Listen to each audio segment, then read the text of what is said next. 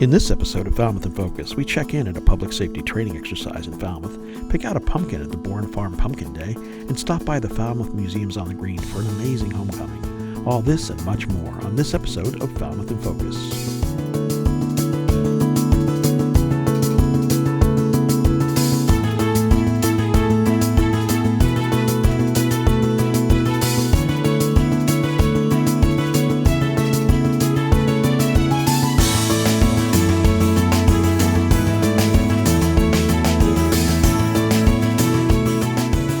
Hello and welcome to Falmouth in Focus, FCTV's current affairs program. I'm your host, Michael Kasparian. Falmouth was the host for a public safety training exercise this past week, bringing several emergency services agencies to the Falmouth Cinema Pub for an exercise designed to increase response readiness for a potential emergency. My name is Terrence Rogers. I am a lieutenant on the Falmouth Fire Department. Today we're at the Falmouth Cinema Pub where we conducted an ASHA drill today, which is when we have rescue task force, that is fire department with the police department. When on an active shooter or hostile drill environment, they will go inside, grab the victims, and bring them back out. This was multiple agencies involved. We had Mass Maritime students were helping out with being victims. We had Mashpee Police Department, we had Falmouth Fire Rescue Department, we had Falmouth Police, we had the Upper Cape SRT, we had the CERT vehicle, we had the Sheriff's Department, and we had the Department of DFS, Fire Services down here also. We were here today for the ASHA training. It's sad, it's scary, but we have to train for the hostile environment of an active shooter. So when we come here, we had our vests on, everything else, but we have to train to be ready on an event like this. With a drill like this, it is very important that we all come together. All these agencies come and train for the first time and have a drill together. It's sad when we have to drill for this, but we have to be ready in society today that we will respond to events like this, active shooter events, and we have to be prepared for them, and we have to train for them. It is our community, it's our teachers, our students, the cinema pub, personal employees, workers. These are the people we're protecting. We're going in, we're gonna rescue them. In the old standard in Asher, the fire department would sit and wait. In Columbine, they sat outside and waited for 3.5 hours before they were able to go inside and rescue victims. Victims were bleeding out at that time. So now the new Asher, the Rescue Task Force, is that the fire department goes in with police security. They go in and rescue the victims and bring them out of the warm zone. This is new for us. This is new for the fire department. This is new for the police department. So everybody around the state is all training on this. There's a House bill that is going to be passed that makes this the standard for Massachusetts. That the Asher NFPA 3000, everybody will train the same. So if we have somebody from Mashpee, or if we have somebody from Bourne, if they are fire or police or sheriffs, they will all be able to work and drill under the same terminology and terms together. So we had the multiple agencies come in today working together. We are pre-planning that if we have an event like this, that we will all be able to work together. This was a very successful drill today. The multi-agencies that we've had able to come out and work together. We've worked through the kinks that you get overwhelmed with a situation of this caliber and so close to home. This is an overwhelming situation to be able to deal with. Resources that we've had today were all staged in a parking lot. That in real life will not happen. You will have agencies, we'll be waiting for Mashpee to come for assistance, Bourne, Off Cape, all the way down from Hyannis. We'll have agencies that will be coming all the way to us from different parts of the Cape, and it will take a longer delay. So in real life, it will be a lot drawn out, slower, not as fast here. So here today, it was good to see how chaotic it got, and we had to work through those kinks. And our operations and command with police and fire and the SRT had a unified command, and they worked together through all the kinks. FCTV appreciates the hard work of the men and women who keep Falmouth residents safe. Thank you to Jeff Wyman for that coverage. It's time now for 3 Things from Town Hall, FCTV's condensed version of the takeaways from recent municipal meetings. Selections are chosen based on community impact. The Steamship Authority gave a status update to the Board of Selectmen at their last meeting. The update focused mainly on the design of the new terminal in Woods Hole, which the Steamship Authority indicated is a smaller design more suited to what the neighbors have been suggesting. The Selectmen voiced their appreciation to the Steamship Authority for listening to the public and coming forth with a significantly redesigned plan. The first presentation, I think, goes back that we had received some The town had received some correspondence from the community regarding the traffic at the Luscombe and Railroad Ave, adjacent to our slip 3. And this is a cross-section of the building, so this is the lobby area in this area.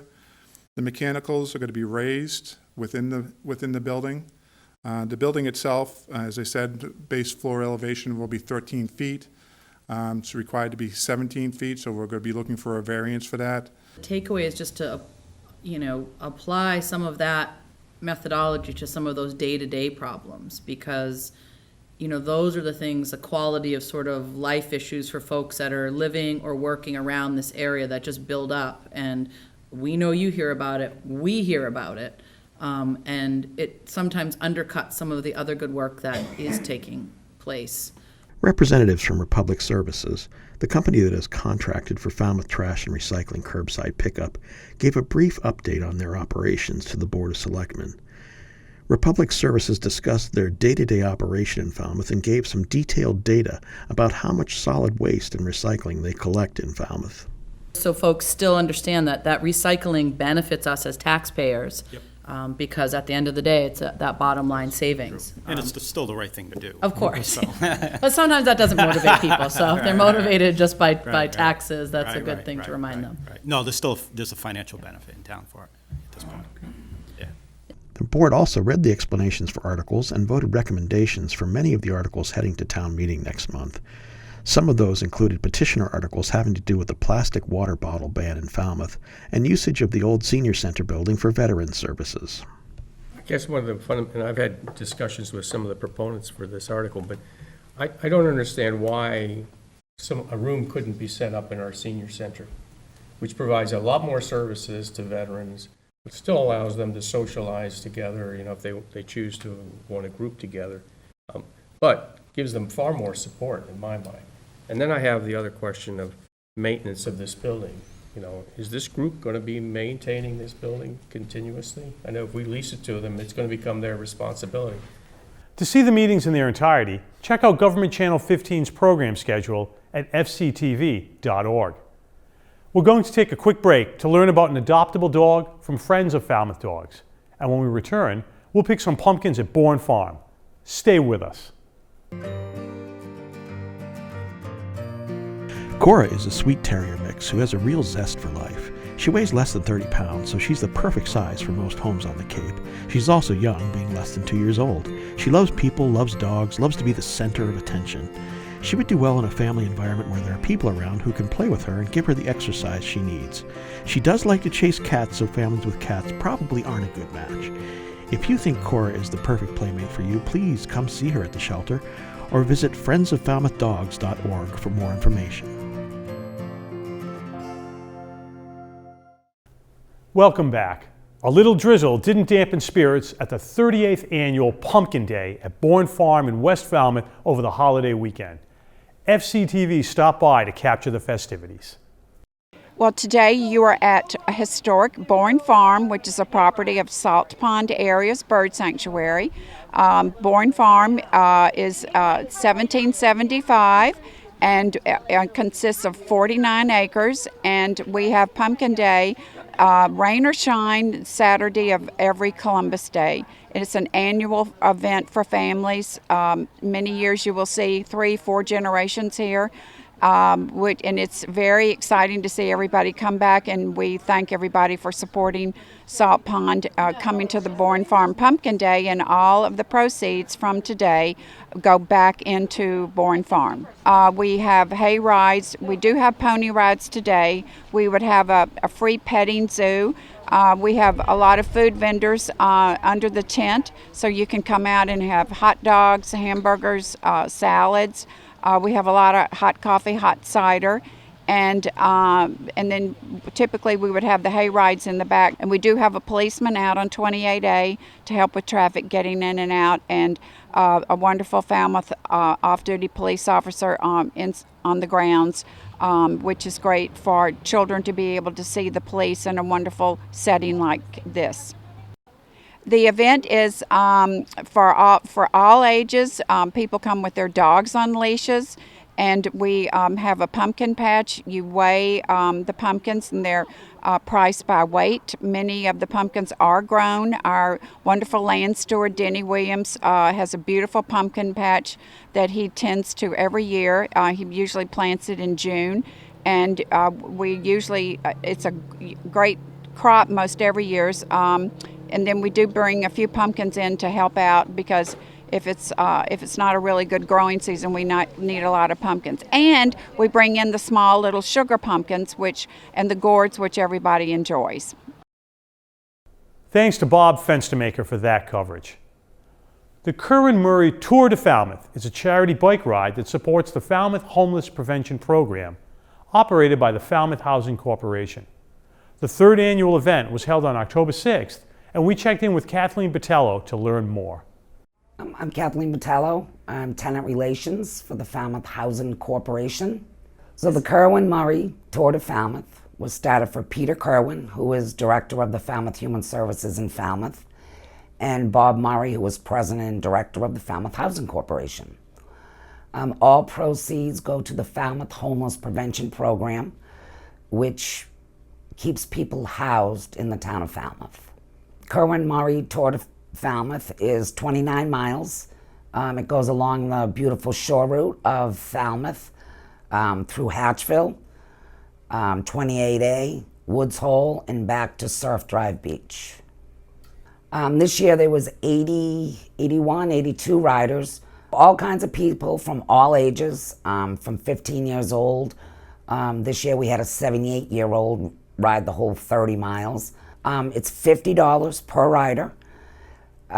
We had probably 15 sponsors, a big one being the Linda and William Zammer Foundation. They were very generous this year, giving us $20,000. So the Falmouth Homeless Prevention Program is a program of the Falmouth Housing Corporation. It helps keep people housed. In the last year alone, has helped about 42 families, mostly with children, some individuals, some elderly. It ranges from the age of 18 to 86 years old. We'll help them with their rent. A lot of people live paycheck to paycheck. We try to catch people before they fall. Last year, 2 riders who did the whole 30 miles actually fell on a little hard time right after Christmas. They remembered what we did for the bike ride, and they came to me for a little help. We were more than happy to help them. We got them back on their feet, and they're thriving today. Last year, we raised almost $30,000. This year, we were close to $40,000. $5,000 of that was just from riders. The majority of the funds we raise are from sponsors. You know, I'd like to stress the importance of local businesses who sponsor the ride. A lot of people that work for retail, restaurants, those are the people that come to me for help. You know, a mother that needs 4 new tires for her car. She can't afford her rent, but she needs the tires to get back and forth to work. Those are the people we help. Yeah, well, this year I'd like to thank the Falmouth Selectmen. They pretty much let us do our thing. It takes place on a Sunday. The Falmouth Police Department for the details. Matt Patrick, Zelda McGregor, and a lot of sponsors from Falmouth helped us out. Planning for next year's event has already begun, so check out the Kerwin Murray Tour de Falmouth Facebook page to stay up to date. Thanks to Andrew Richards for that report. The painting of the first Thanksgiving has made a homecoming to Falmouth, having inspired people across the country since it was painted by local artist Karen Ronaldo in 1994. We spoke with Karen about what it means to her to have her celebrated painting back in Falmouth. My name is Karen Ronaldo. I'm one of the board members of the Falmouth Historical Society and the artist who created the first Thanksgiving 1621 painting that is on display now at the Falmouth Historical Society in the Conant Museum as a temporary holding for it through 2019.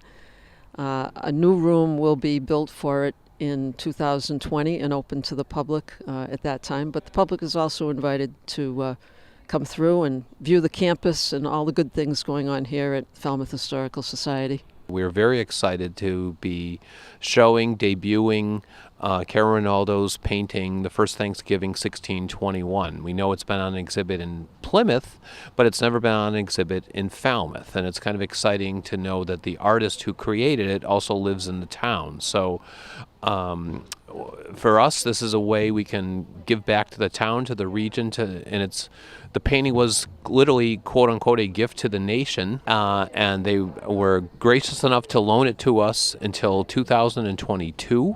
So we'll have it all through 2020 and 2021. And obviously the first Thanksgiving was in 1621, so we will be celebrating the 400th anniversary of that historic event with this historic painting. So it's a thrill for us. We hope it's a thrill for the town and for the region. And we're very excited to have it available all throughout the year. We're open it will be shown at the 1730 Conant House, which is at 65 Palmer Avenue in Falmouth. It's open 10 a.m. to 3 p.m. Monday through Friday. And we look forward to anyone and everyone coming to see this. I think it speaks to a lot of points. It addresses things like family values, the value of hard work, community, faith. Just, a lot of things over the course of 400 years have changed, but certain principles have not changed. And I think I think people will be aware of those things. They'll walk away with some good feelings, I think. We wanted to make sure that this was up in advance of Thanksgiving in 2019, obviously going into the 400th anniversary of the voyage of the Mayflower and from 1620 to 2020. Ultimately, and one of the things that we're going to tell people is once construction and renovation is done on the 1790 Wicks House, we'll actually have a larger exhibit space where it'll ultimately be moved this spring, so even more things can be seen. When they come now, they will be able to see the painting, the original sketch, the Mayflower Compact, the copy of the original treaty that was signed by the Wampanoags and the Mayflower passengers, and some other things that Karen has provided. When we get a larger space, we'll have even more things to show in addition to everything you just listed there. So we're really looking forward to people coming now and later to see what it is that's being offered. Just that, it's an honor to be a part of the museum. They're doing some amazing things here. They have some wonderful lectures throughout the year. Mark Schmidt has really boosted, I think, the membership and just a standard that I think we're in pretty good standings in terms of an attraction for Cape Codders and people coming in as tourists. So I'm proud of what they've done. I'm proud to be a part of it. And I'm happy that they were able to secure getting the painting here for a couple of years.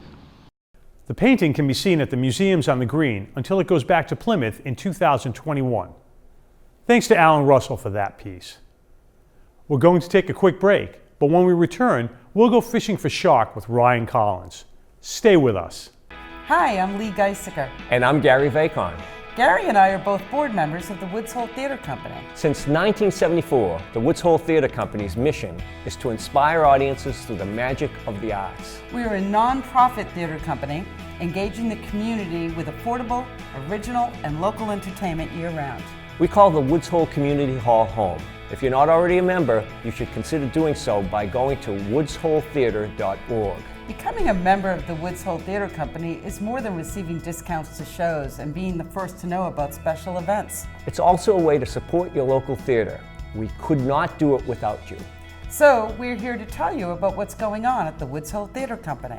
On September 20 and 21, we are presenting Tales and Anecdotes. We love these events because they get the community on stage. Some of the stories will be told by best friends. Right, like you and Mike Fishbein. Yeah, and you and Annie Hartcool. And Melinda Gallant and Kathy Ellis. And then we have individual tellers, including Mary Tolan, Diane Mandeville, David Kuharian, Paul Dunn, and Tom Chilton. With music by Stephanie Millet, accompanied by Alice Carey. Tales and Anecdotes is always very popular. Nothing like hearing stories from your friends and neighbors. Book in advance to be sure you get a seat. Get your tickets at woodsholetheater.org. Next up, we have Talking With. Talking With is a play of 11 monologues. by very interesting and colorful women. Annie Hart-Cool and David Koharian are directing. It runs 3 weekends, Friday and Saturday nights with a Sunday matinee. Tickets are available at woodsholetheater.org. And finally, we're filling out our program for 2020.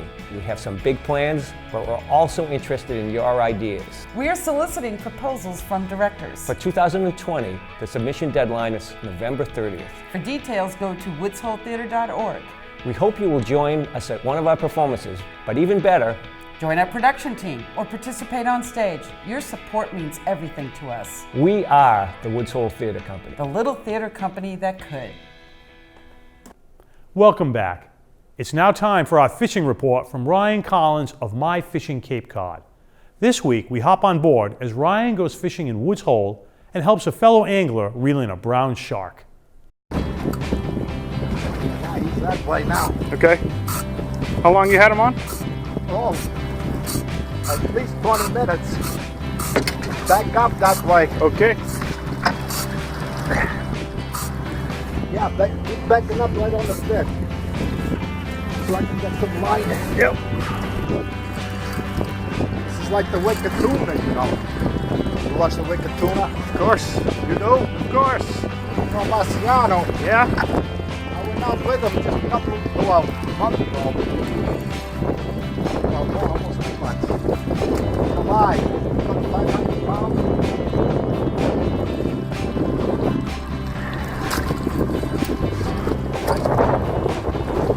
What kind is this? The 20-foot center console. Yeah, what kind of Oh, Sea Hunt. Sea Hunt, yeah. Nice boat. Yeah. That's nice for running around the bay. Yeah. Okay. You're getting them. We gaining. He's getting me tired. I know I am. What's up, dude? Call for Nemo. You want to just sit here? Yeah, no, that's fine. Okay. He's down now. Just a matter of getting him out.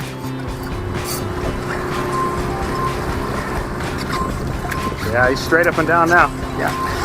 Go that way. Okay.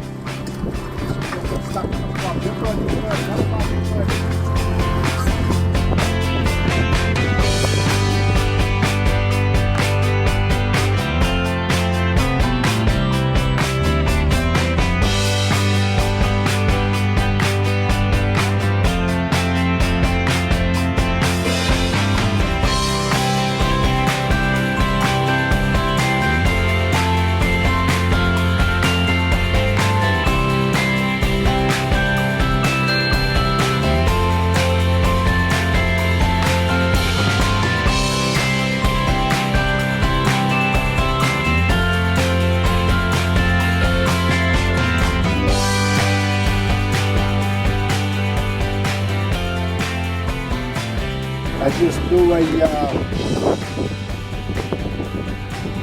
after that's cooked, then I'll put a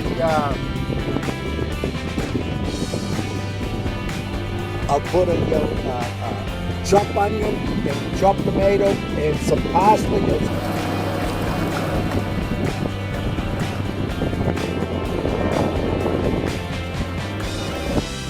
Yeah, that's the thing about fishing. You never know what you're going to get. That's right. Thanks to Ryan Collins of My Fishing Cape Cod for that report. Students at Falmouth High School have been hard at work producing news reports for students and the Falmouth community. The FHS Morning News is a daily news broadcast produced by Falmouth High School students focusing on daily bulletins, sports, and local weather. Here's more about how the morning news team starts their day for all students at Falmouth High School. The FHS Morning News continues the 40-year legacy of video here at Falmouth High School. The FHS Morning News is a student-run group. Every day, students come in and they work in front of and behind the cameras to produce the news. We take a number of things and get it out to not only the school, but the Falmouth community through Channel 14. Things like daily bulletins, sports, weather, goings-on in the school, basically anything that students need to know when they're here, and we try to share that out with the greater community. I personally love the morning news. I think it's very unique to the school. Any school can just have announcements over the intercom, but our school has their own news studio.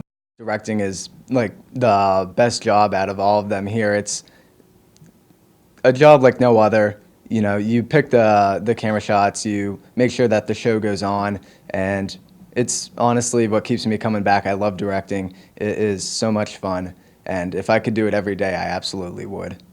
Come in, put on the mic, they'll do mic checks. You just have to talk and they'll tell you if you're good or not. You just review the script, make sure that you know how to pronounce a lot of things. If not, ask someone like, hey, how do you say this? Usually what I do when I'm like getting mentally prepared, because it can be nerve-wracking, just sort of think about it as you're just having a conversation with a friend. I'm kind of interested in anchoring and seeing how fun that would be, because I've always been curious how people on news broadcasts do it, and it's really fun. I think it's something special. It's a small group of people, and I get along really well with small groups of people. And like it's a nice community to be around where everyone's really supportive of each other, and it's just fun saying the news and being on camera every day. Tune in to the FHS Morning News every weekday starting at 7:20 a.m. on Falmouth Educational Access Channel 14. Thanks to Ryan Weber for that report. FCTV wants you to know that television can be as easy as hitting record on your smartphone. We'd like to invite all Falmouth residents and visitors to share their slice of life with us.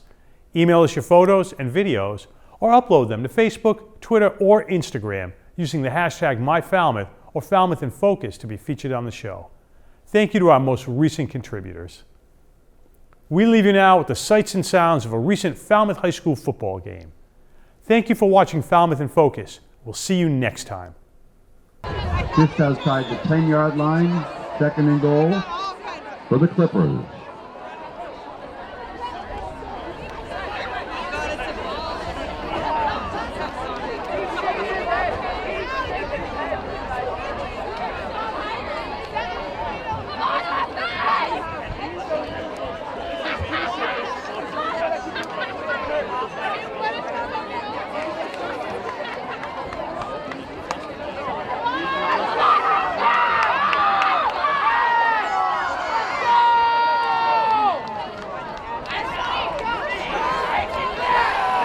Conley carried the ball.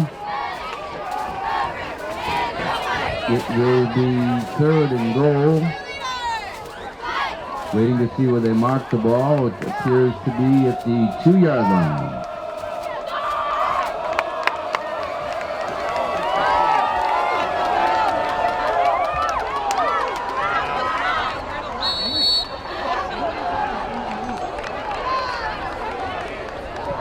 Conley carried the ball. It'll be 4th down and less than a yard.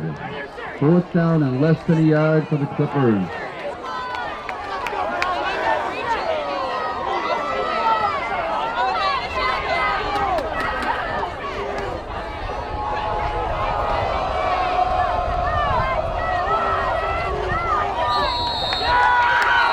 And touchdown scored by number 12, Kyle Conley.